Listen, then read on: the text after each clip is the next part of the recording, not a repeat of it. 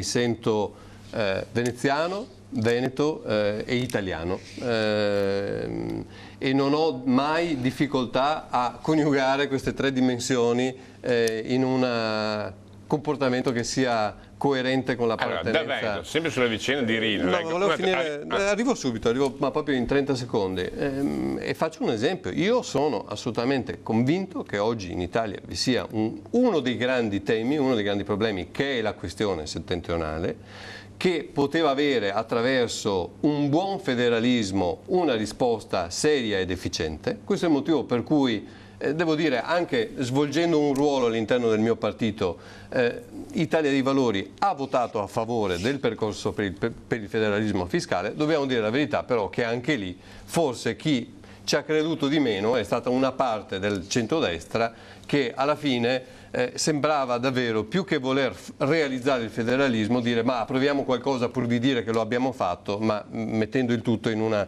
direzione che non aveva futuro, non aveva prospettiva. Da Veneto, altri